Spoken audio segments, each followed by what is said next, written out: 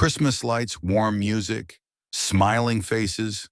Then, blackout, silence.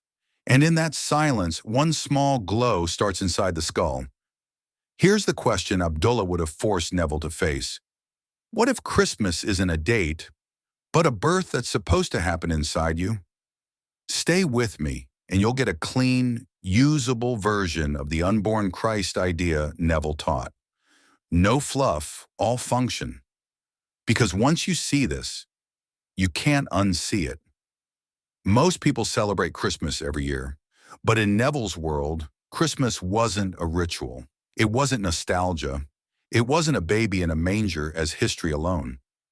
Neville framed Christmas as an inner event, an awakening in the individual, a transformation. And if it never happens internally, then for you, Christmas never actually happened. And this is where people get uncomfortable, because it means you can't outsource the miracle. Abdullah's teaching style, at least the way Neville described it, was sharp, not cruel. Sharp, because he wasn't trying to get Neville emotionally moved. He was trying to get Neville to move states. You can cry in church, then walk out and keep imagining failure.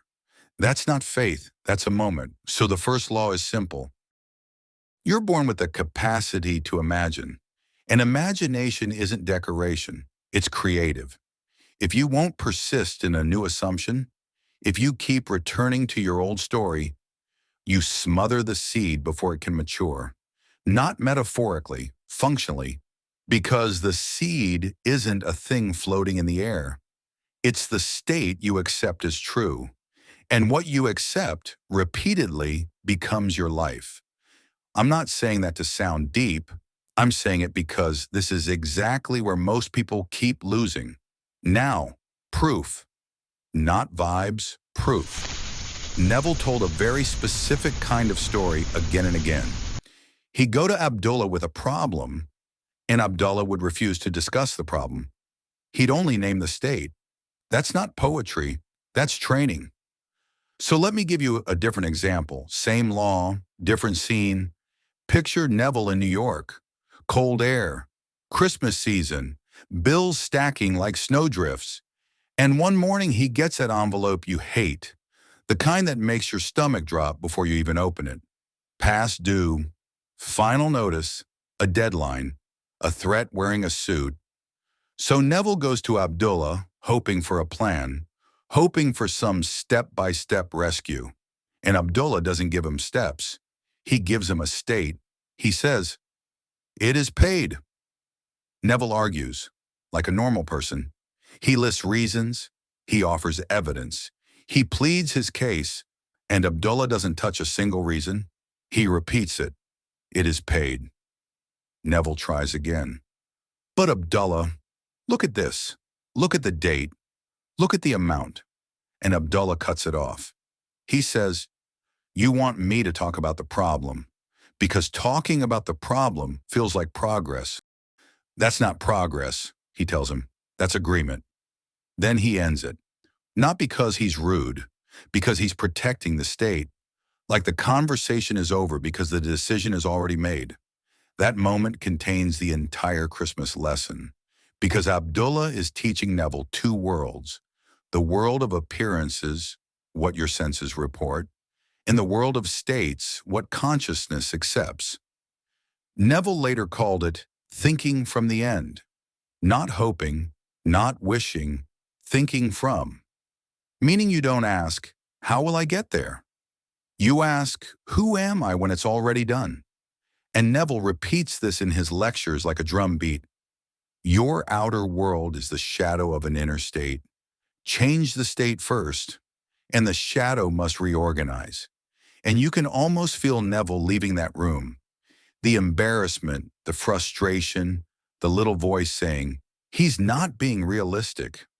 But the truth is, Abdullah was being more realistic than Neville, because he refused to let Neville keep rehearsing the old self. So let me say it in one hard line.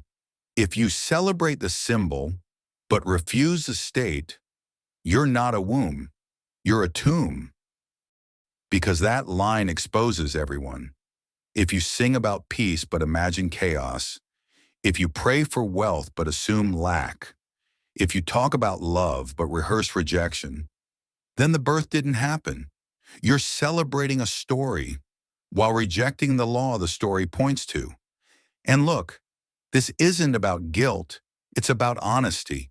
You can't build a new life while secretly signing the old one every day. So what exactly is being born here? Because this is where people get lost. In Neville's framing, Christ is the awakened identity, the state you finally accept as real, the version of you that stops waiting for permission from the outside world. So when you hear Christ within, don't think stained glass. Think the moment you shift from I hope to I am. That shift is the nativity. Neville hammered one thing over and over. I am is the name of the creative being. Not I will be, not I hope. I am. So when your inner signature changes, your whole world eventually follows. Now I'm going to give you a model for the Christmas story that makes it usable.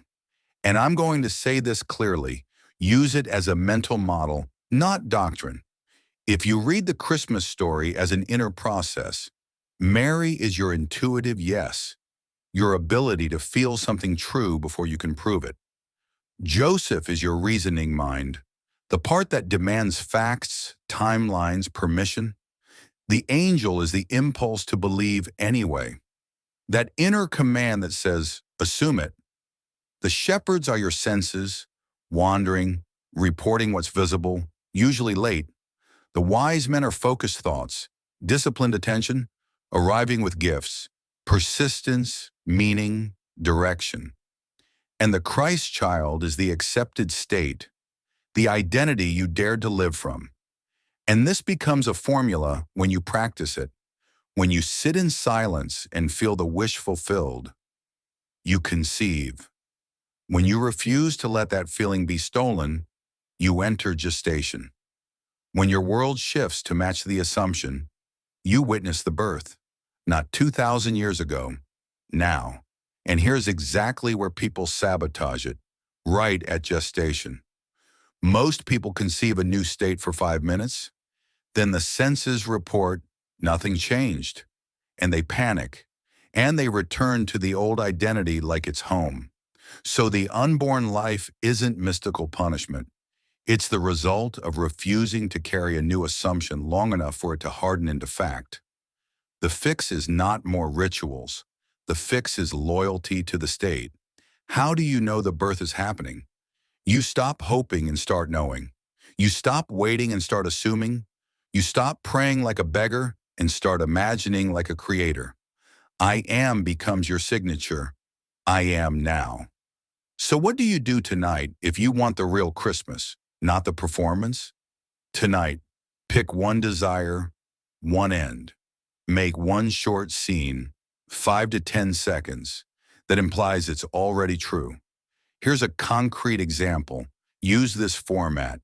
You're in bed, you grab your phone, you open your bank app, and you see a number that makes your chest drop in a good way. Not shock, relief. Then a text comes in from a friend. Bro, you did it. I'm proud of you. And you whisper back, I know. Like it's normal now. That's it. Short, real, implied fulfillment. Now do this. Enter your scene as you fall asleep. Don't watch it like a movie. Be inside it. Feel it as real.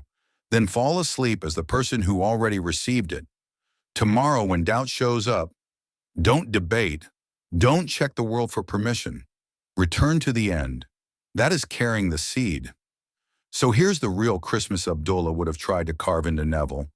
Stop celebrating a birth that happened to somebody else and start having the birth that must happen in you.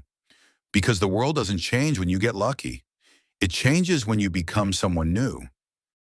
Comment, birth the state, and tell me what you're bringing to life. And when you're ready for the next mystery, step into the zone of the unseen. Because imagination is not the end of Neville's story, it's the beginning of yours.